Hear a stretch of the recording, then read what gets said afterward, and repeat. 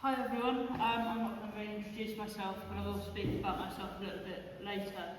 Today I'm here to speak to you about going beyond the ramp, so how we design for neurodiversity and intersectional lives, but more so actually how we design for everybody. My main job role is founder and chief executive of a think tank that looks purely at accessible living and how we can make accessibility a fundamental right and not a privilege. This means I work across the spectrum in design, public health, government, private sector. And as much as I love accessibility and it's my passion, I also really struggle with it. And I struggle with it because accessibility has just become compliance. Across the board, whenever I'm invited in, when we talk about accessibility, it's so much about being a checklist. It's about making sure that we've got the ramp in place, we've got the accessible toilet, we've got the lift that works, but we never actually go further beyond. And actually accessibility isn't about just getting through the door, it's about how you feel when you're inside and whether you feel like you can belong. And that's where I sort of stand with a lot of this, that actually accessibility can be so much more. It's not in a lot of places. But it's about whether you feel seen, safe, whether you feel like you belong. And today I wanted to really move beyond access and look at a future where spaces are actually designed for everybody. Because as architects, I appreciate that you're passionate about your building, but accessibility doesn't start in concrete. It's actually woven into all of our culture and starts right from the process to after you've gone, once the building's built and the people who are in there are using it. And when we come to sort of that compliance, legality, as great as it is, does not equate to automatic inclusion. So we've created this successful checklist that is compliant within law, yet too often accessibility is still seen as hostile, it's still seen as exhausting and an unwelcoming experience to so many. And that's the myth that we've created, that accessibility is this fantastic thing. And it is, if it's done correctly. But accessibility has been given that fixed endpoint, an endpoint that we get to, we've done it, great, let's move on. And actually accessibility is not static at all. It's not a tick box. It's a living relationship between people and space. And it should constantly evolve depending who's coming through the door. And if we look at it in compliance and we look at how things can work and the engagement that I've been doing in terms of doing a lot of accessibility audits, we could take the restaurant, for example. An individual can get in, but technically inside, it's not accessible. The tables are too close together, it's loud, there's loud music, the staff, the servers are overworked and just want to get your order and go. On paper, the place is still accessible, but in reality, it's exclusion that is dressed up as compliance. And one of the big things that I see is actually in staff team building days that seem to never be accessible or inclusive. But we look again too much at the physical environment that we're coming into, so we look at the built environment. But the activities are often loud icebreakers, role-play games, high-energy group challenges, physical challenges, and for somebody who is either autistic, ADHD, has a physical disability, whatever it is, it's not inclusion, and often actually a trigger waiting to happen. And I've seen a lot of that over the years.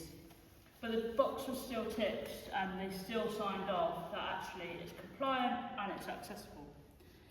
So the question that I come into when I'm ever working with clients is actually how do we change things? And I don't focus on accessibility. We look at accessibility as the entry point, your bare minimum, what you should be doing, and we focus on inclusion, because inclusion is that journey that you are forever going on. Accessibility asks, can you get in? Inclusion asks, how can we make sure you stay? And compliance is that minimum duty. So when we shift that lens from accessibility to inclusion, we move beyond those boxes, those checklists, and we start to focus on human lives. But I guess what do I even mean by inclusion? Because we hear it a lot. It's becoming a little bit more controversial in the political sphere. But inclusion means just simply more than access. It means that everybody can belong, everybody can work towards the same goal. It's about creating that equitable space. It's not actually really about removing barriers, it's about building that belonging. And it's complicated because people are complex, right? And people are intersectional. Very rarely do you get one person who's got one tick box, if we're going to simplify it like that. People don't experience the world through a single identity. Their lived experience shapes how they see the world. And that includes individuals that actually we leave out of EDI quite often. But someone's sense of belonging can be completely affected, whether they're disabled, whether they're female, male, transgender, gay, straight, black, white, whatever religion. And we really need to take all of that into context, especially within disability and neurodivergence, because culture plays a huge part on how people see their disability or neurodivergence. So inclusion can't be that one size fits all, and we need to consider how those intersecting identities interact with that space, with the culture of your environment and social norms. Because simply intersectionality will help us to understand why accessibility alone is not enough, and that we need inclusion that accounts for that complexity. So how do we build it? Quite simply, it begins with listening to lived experience. So much of my work, I'll come into a client and they want to improve their community or take something place, for example, which is a headache, but that's another conversation. But the whole aim of that is trying to support the police and the disabled and neurodivergent communities to come together to ensure that if the police are ever needed, that they have an accessible, safe, inclusive experience with the police, which is not the case in most cases. And that inclusion begins with listening to the groups of people that we're trying to work with. It's not about policy, it's not about sitting around the table being like, how can we solve this? It's just about sitting with the people that you're trying to design for and saying, how can we help you? How can we make you feel like you belong? And we need to design for both those visible needs and those invisible ones, which again is so left out. And then the other big thing actually is staff training.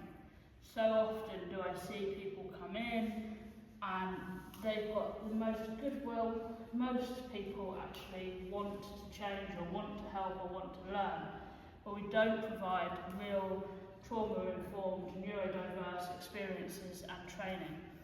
And that's why we've got to create a culture and policy that's inclusive. So we're going to go through a couple of experiences again. And if we look at the workplace, if the problem statement is that open plan offices are overwhelming for neurodivergent employees due to noise and visual stimuli, which was a big thing, especially before COVID, when everybody was in all the time, how we might look at that inclusive design is those quiet zones or private pods, adjusting lighting. Lighting seems to be a huge one that comes up all the time. And ensuring that flexible seating and workouts. The latter's become easier, but the conversation's there again. The impact by just doing some of these small things means that employees can participate, they can engage, and actually simply from a business point of view, productivity goes up.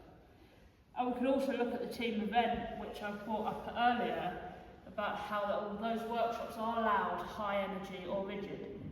Actually, we should speak to the staff team. What do you want to do? How do we do it? What can't you do or don't want to do? And ensure that there are always multiple ways to engage. I don't think I've ever been to a staff team event when I've worked in different places and been in the accessibility sphere because I'm just a little bit too complicated for them to work out.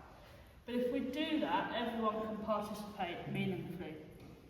And finally, with public space, if we've got a park or a public building with accessible ramps but is overwhelming due to crowds, poor signage or inaccessible information, then what we can simply do is just simplify it all.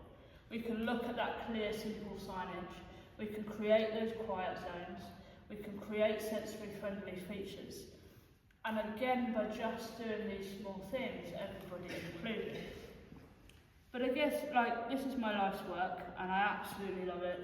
And I do it day in, day out, and, drag my partner along and photographing up there to make sure we can do it. Why does it matter to me? I'm able-bodied and neurotypical, right?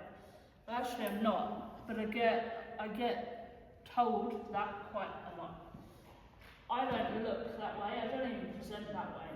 I've got an extreme physical disability. I've been in wheelchairs, had to learn to walk again, and I've been captains of the school teams. I've learned in hospital how, it became my second home, and really lived through that physical experience. But I can also be the most social in the room, can chat to anybody, I can stand here with actually very relative nerves and not do much prep. But actually, I have complex PTSD, and I have a very complicated brain injury from a 12-foot fall. And to do this, I still go and see my therapist every single week. In fact, I was with her this morning, being like, how am I going to do this? How am I going to stand? But then I'll stand here and I will present as if it's very easy. But my intersectionality within it all is also really important. So I'm openly gay, I'm married to my wife. I'm Christian, I love my church, I love my faith. But in the world, that's not okay. To be disabled, to be Christian, to be gay, it all merges into one, and we're constantly arguing with each other. So my experience, how I experience the world, informs where I belong. And so often people are very, very complicated, and we have to just start with one thing and move along. So if I can leave you with any food for thought today in a very quick 15-minute chat, it's about forgetting what's on the outside. It's forgetting what people look like, and actually just break down the assumptions and talk to your colleagues, your friends, and listen and hear what people are saying. And that's where you start with accessibility and inclusion.